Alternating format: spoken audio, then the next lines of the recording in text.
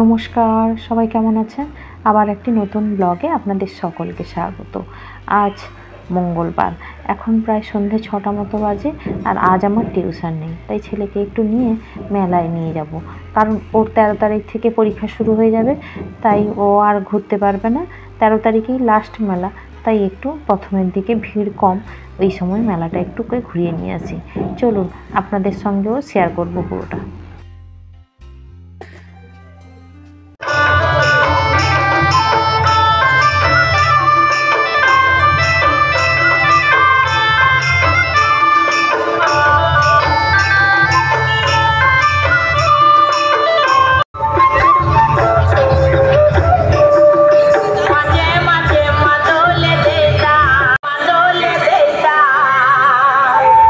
হয়েছি আনন্দমুখর পরিবেশে উপনীত হয়েছি।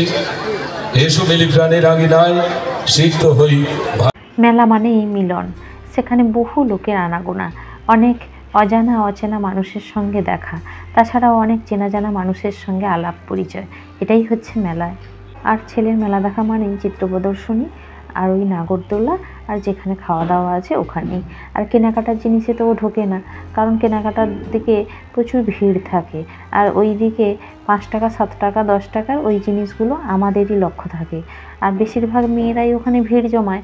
তবে আমি ঢুকতে পারবো না, কারণ ছেলে এসছে, ছেলে ওদিকে ঢোকে না।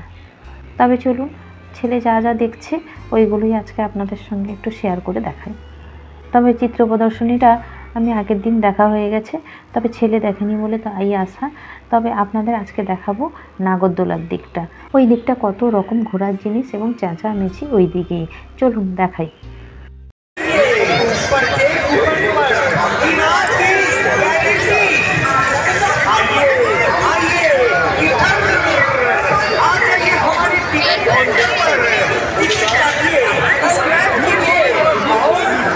তবে কি, সবথেকে বড় নাগরদোলাটা এখনও ফিটিং হয়নি, এই যে পড়ে আছে। কবে ফিটিং হবে কে জানে, 4-5 দিন মেলা হয়ে গেল।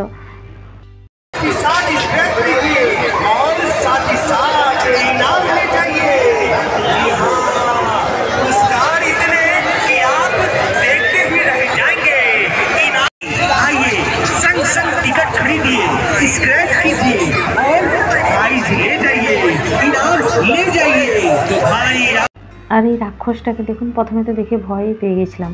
একটা বিকট আওয়াজ করছে, আর কারেন্টের সাহায্যে মনে হচ্ছে এদিক ওদিক যাচ্ছে, হাত পা নাড়ছে।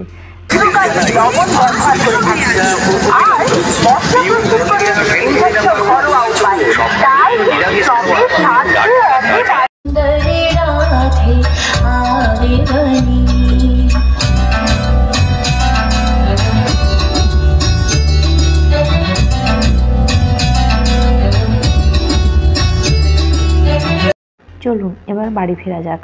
প্রায় 2 ঘন্টা হতে চললো মেলার মধ্যে ঘুরতে ঘুরতে, কীভাবে যে সময় কেটে গেল বুঝতেই পারলাম না। এবার বাড়ি ফেরা যাক।